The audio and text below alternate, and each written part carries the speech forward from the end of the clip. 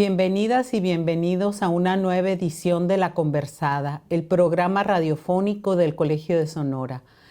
Recientemente, el 28 de enero, el Colegio de Sonora cumplió 38 años y en el marco de sus eventos conmemorativos nos visitó como parte de estos eventos para ofrecernos una conferencia nuestra invitada de hoy, la maestra Emanuela Borsachielo.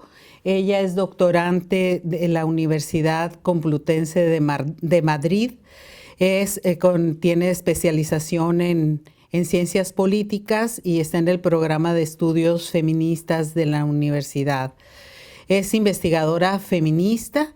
En su investigación se ocupa de desarrollar la relación entre las prácticas contemporáneas de control social, la manipulación de la comunicación y la violencia feminicida. Pues muchas gracias, Emanuela, por acompañarnos. Y pues, para iniciar, ¿qué es la violencia feminicida? Muchas gracias por la invitación. Es muy difícil contestar a las preguntas más fáciles cuando se habla de violencia contra las mujeres, porque damos muchas cosas por sentado. El feminicidio es una categoría muy importante que se creó desde la frontera y desde el feminismo mexicano y que ahora usa todo el mundo. Es la primera categoría que entra a normar los códigos penales de países occidentales y viene desde el sur y desde un movimiento feminista latinoamericano. Eso ya cambia totalmente el escenario.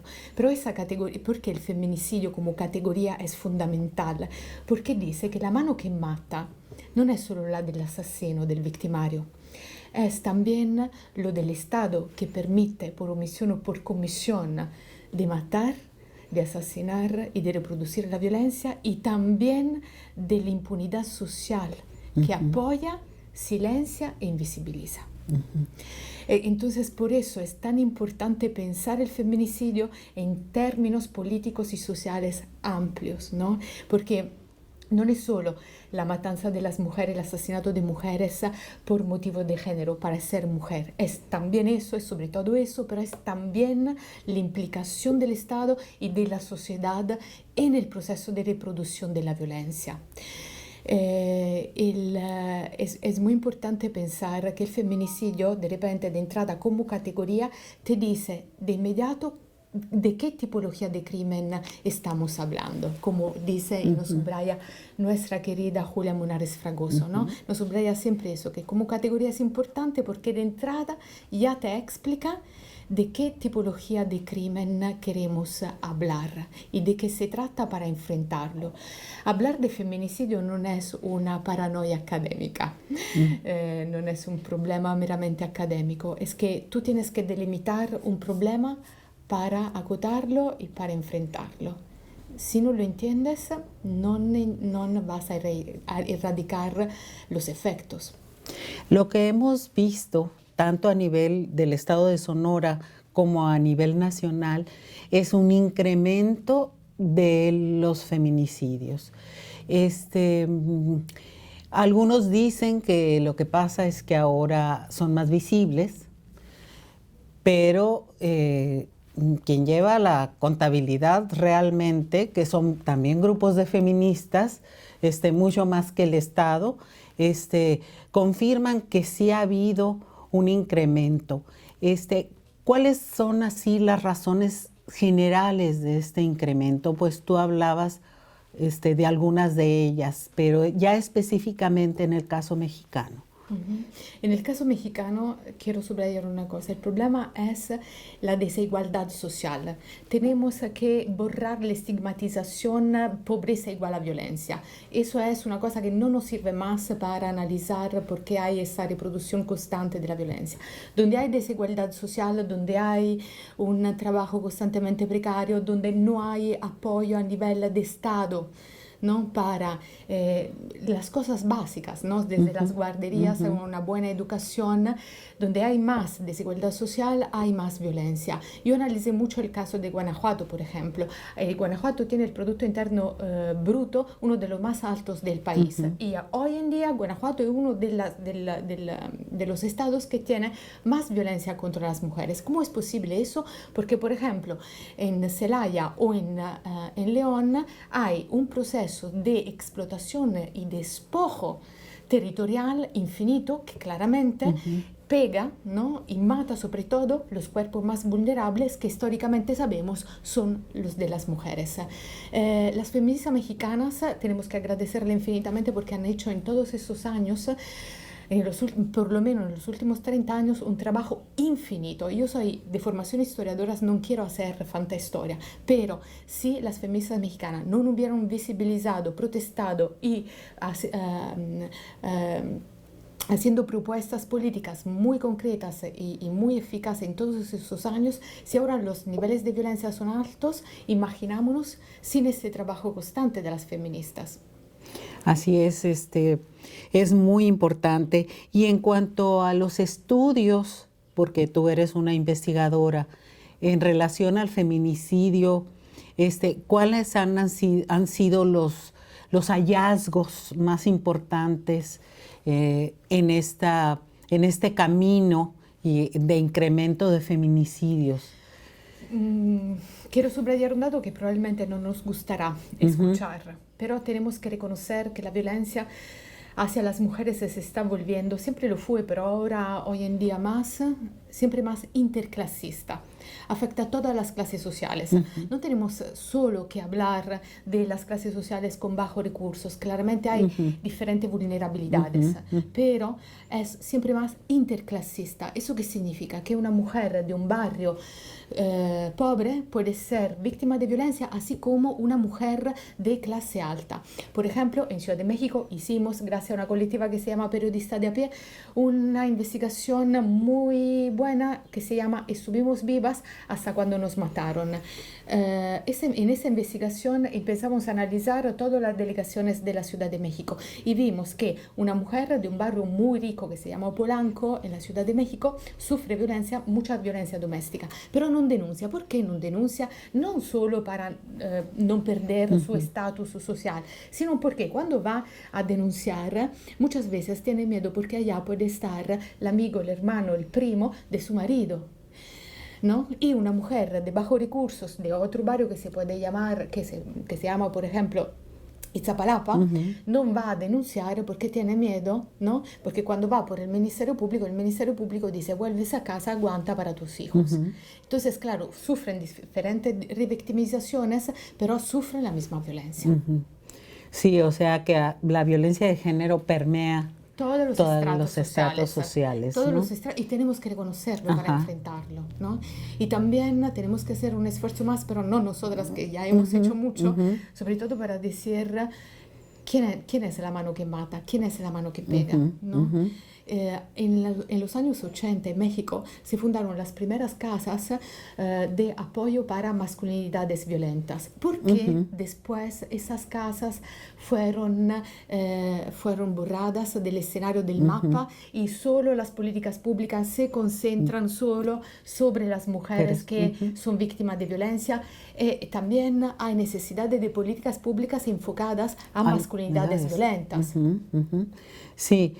Lo que dicen muchas feministas, porque me ha tocado escucharlas, es que los pocos recursos, pues para apoyar a las mujeres, y que los hombres, pues se atiendan solos, pero esto no funciona, ¿no? Sí. Yo no quiero entrar en conflicto con las compañeras porque tenemos que dialogar. Aquí nadie tiene las herramientas justas, ¿no? Porque es un fenómeno tan brutal. Entonces tenemos que escucharnos mucho. Pero ya lo hemos visto que no funciona. Entonces probablemente tenemos que volver a centrar políticas públicas integrales para víctimas y victimarios. Sí, es algo que no está sucediendo. Bueno, ni siquiera para las víctimas bien, mucho menos para los victimarios, ¿no? Bueno, que en cuanto a tu trabajo como como asistente de la fiscal de justicia de la Ciudad de México, encabezado por Ernestina Godoy Ramos. Sabemos que ya se declaró la alerta de género en la Ciudad de México. ¿Cuáles son los siguientes pasos? Porque en Sonora hubo una alerta que se solicitó que fue denegada y hay una segunda alerta que se ha solicitado y bueno, todavía está en proceso, porque pues una de las razones que aducen las autoridades es que las alertas no han servido de nada. Desde tu punto de vista y el lugar que estás ahorita en la Ciudad de México, ¿qué nos puedes decir de este tema? Hago un paso atrás. Sí. En el 2012, un equipo de la cual yo era integrante en Madrid, hicimos, gracias a la Unión Europea, una investigación internacional sobre cuáles eran las mejores leyes al mundo contra la violencia feminicida.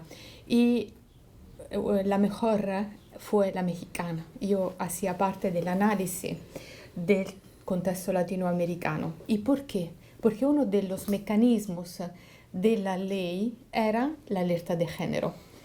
Era uno de los mecanismos por la cual la ley mexicana es una de las mejores al mundo para contrastar la violencia. El problema no es la ley. La ley no cambia realidades por sí misma. Es cómo y quién aplica la ley. Entonces, el mecanismo de la alerta de género es un mecanismo impecable, pero son los funcionarios públicos y las funcionarias públicas que tienen que aplicarlo. Falta la voluntad política para aplicarlo. La cosa muy importante es que la alerta de género es un mecanismo del cual los estados tienen que tener el valor también de decir, yo quiero que mi estado funcione y mejore, por eso adopto uno de los mecanismos mejores para erradicar las violencias. No es una vergüenza, es todo al revés. Es algo de súper útil para que un estado pueda decir, yo de verdad asumo la voluntad política de cambiar lo que está pasando. Sí, porque mira, las recomendaciones que se hicieron al no declarar la violencia de género en el estado de Sonora, tienen que ver mucho con algunos de las acciones del mecanismo de la alerta de género. Sin embargo, si se aplicaron estas acciones, pues en realidad no ha resultado. Entonces esto significa pues o que realmente no se están aplicando o pues cómo los están aplicando. También tenemos que ver el problema por lo que es. El problema de la violencia de género es un problema históricamente de largo plazo. No se puede pensar que una medida se aplica hoy y en un año ya se bajan todos los niveles de violencia feminicida. Las medidas que se aplican tienen que tener una visión política amplia a largo plazo, no solo a corto plazo.